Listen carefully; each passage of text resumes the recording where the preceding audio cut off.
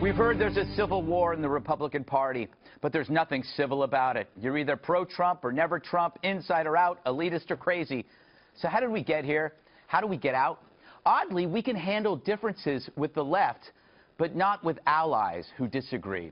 The current conflict derived from defining by difference when you say you're against something instead of what you're for. Throw the bums out is the gold standard of such thinking, targeting, obviously, politicians. But decisions made in anger, they don't work when you're buying a car or a house. Why employ it when picking a president? Because, let's face it, it feels awesome, even if the pleasure is inversely proportional to the reward. For anger undermines reason, it eggs on incoherence, and it incites a blame war if it all goes to hell. So is it time for the great mend, an amnesty among the allies, a willingness to replace anger with humor and laugh off the division instead of ending old friendships? This season has done something to the right, something new, conflating the political with the personal. Unlike the left, our lives never hinged on politics. We actually had lives. 2016 changed that. We need to change it back to a cheerful aloofness. Like a pal who marries someone you can't stand, you learn to live with whatever they love about him or her. You could forever question their intent, but ultimately you let them live with the choices they make, even if you must live with them too. I think it's okay to have differences. I call them myself. Yes. I think That was great. charming. Yes. Yeah, I really do. Because, you know, when you think about a lot of people who are saying, let's unite the party, let's all get in one and I totally get that, because I don't want the Democrats to take the White House specifically because I don't, you know, endorse the candidacy of Hillary Clinton. Joe Biden, I don't mind per se. But the point is, it's okay for people to have these differences to try to, I think, ultimately make the party broader. Maybe there's people out there, yes, that are pro-Trump or pro-Cruz that perhaps weren't engaged before in the process, and now they feel invigorated and passionate about it. I like the idea of discourse.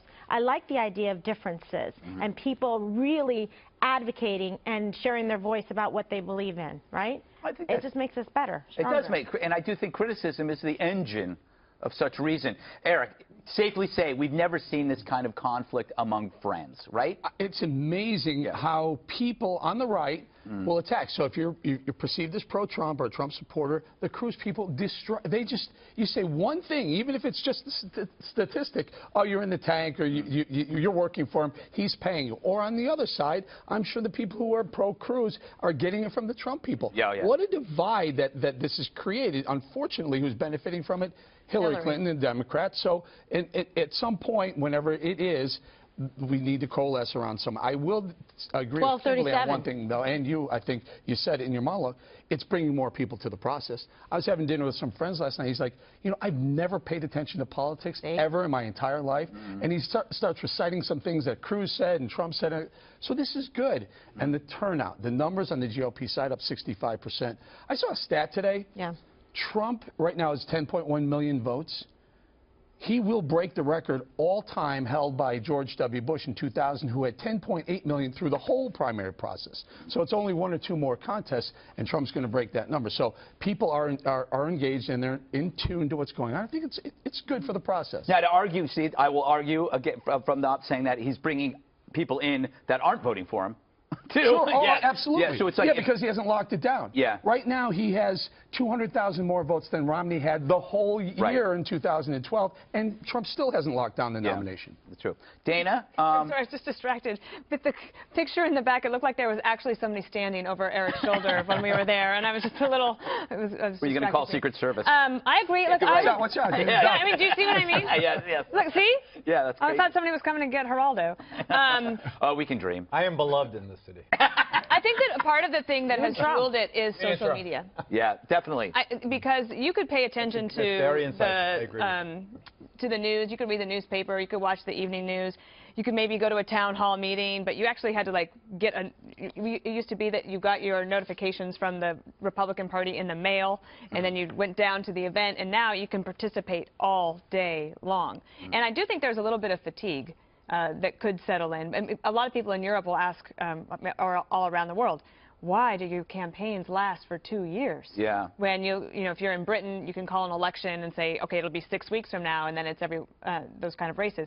It's just the way that we have it. I do think that the alienation, though, that comes from that is real and is hard to overcome. And yet you have the situation where Donald Trump is saying very nice things about Marco Rubio. Who would have figured that would ever be healed? Now is well, exactly healed the on point. whose side? I mean, healed on the part of the attacker. Well, right? I haven't heard Rubio say anything negative about. He hasn't said anything. I think that's a fair point. But I think that with Trump trying to mend the Rubio gap, and remember little Marco and who's Johnson is bigger and all the rest of that. However, I think that I think with Cruz and Trump, the gap is irreparable. Right. It just seems to me that there is such look, Cruz has not been able to heal the gulf between himself and his fellow Republicans in the United States Senate. Why shouldn't look at the relationship with the former Speaker of the House, John Boehner? I think we're going to talk about that later. That chasm is maybe unbridgeable. I think, can we admit, though, that Trump isn't as dangerous as critics think? He's not as great as supporters think. The truth is always somewhere in the middle, right? Yeah. I mean, I think that, yeah, of course, you're going to see some interesting alliances come out of this. And I think if the polls continue to hold, you've got right now 6 percentage points, right, that Trump is ahead so far of Cruz in Indiana. And if he's able to get Indiana, I mean, really, there's going to be a strong argument, why does Cruz stay in, right? It's kind of like all riding on that in the House in Vegas. Good transition. You're welcome. Bobby Knight. Of course, if there would be any basketball coach that would endorse Trump, and you had to guess who it would be if it were a Jeopardy question, you would say Bobby Knight endorsed, obviously endorsed Trump. He had a very colorful speech today. Let's roll a little. I'm not here to represent the Republican Party. You know, quite frankly, I don't give a damn about the Republicans.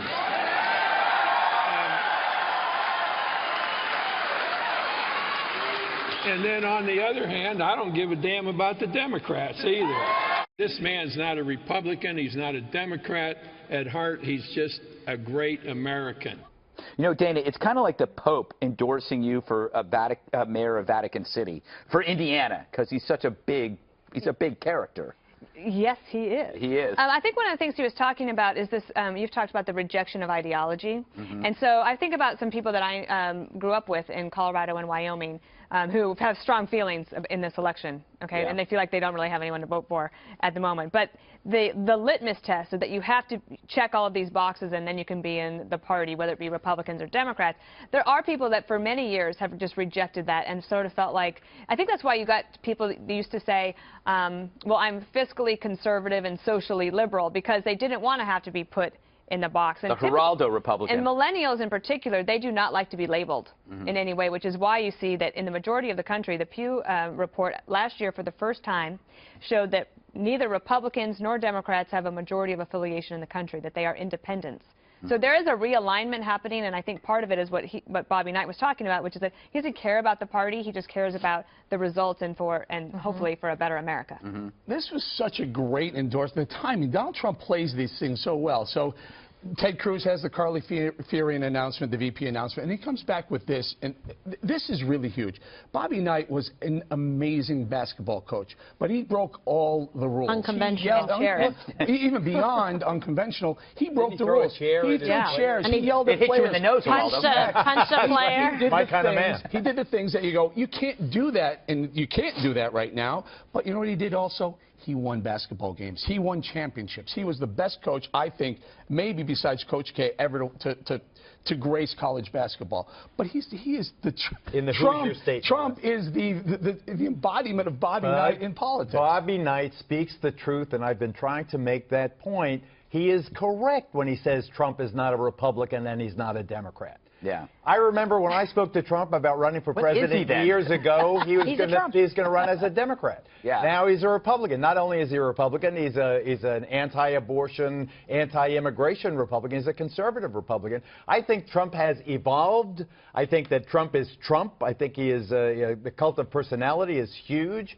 And I think that he is a movie star, and I also think that he's a very formidable candidate, and I wish Cruz would just go home. But if that is true, I mean, part of the thing of argumentation is that putting yourself in somebody else's shoes. So you're asking lifelong Republicans then who believe in the party and want to preserve the principles than to vote for somebody who says they don't care about the party. And I do think that alienation is real. And no Republican has won if they didn't have 90% of Republicans voting for them. That's true for Democrats, too. Easier for them to do, I think, this year. But you got to figure out a way to heal that up. And I think the alienation being so deep. And for that very reason that you just said, I think it's hard to get to 90% right now. Anything can happen. How do you do it? Well, look, there were decisions that were made early on that I think, when the history of this is all written, say Donald Trump becomes president, it'll say, didn't matter. Okay, that's fine. If he doesn't, then I think you could point to several things and say that was so alienating for certain people, like take your pick about whatever issue it is. I think that is going to be hard to overcome. Can I just, do you not think, though, also, though, that this never Trump crowd and the establishment who has decided, let's just derail Trump rather than getting behind him and trying beating Hillary, that doesn't help either. I mean, I understand what you're saying whereas Geraldo points out he's not the conventional Republican, maybe that what the traditional Republican would love to vote for, that may be divisive, but also the pushback on the traditional Republicans saying, I can't vote for him. No, I do. Remember what you said about turnout. Therein lies the key to this mystery. Yeah, it's true. I think Trump motivates and turns out people who may have never voted before. Can I just point one thing out, though, that is I just want Republicans to not have wishful thinking and be very clear-eyed about something. There's reports about the Hispanic voter registration in the country, and it is astounding. In 2012, 11 million Hispanics voted, but 12 million more were eligible to vote. So the Democrats and Republicans, knowing that, this year, Hispanic voter registration is up like something 127% in key states.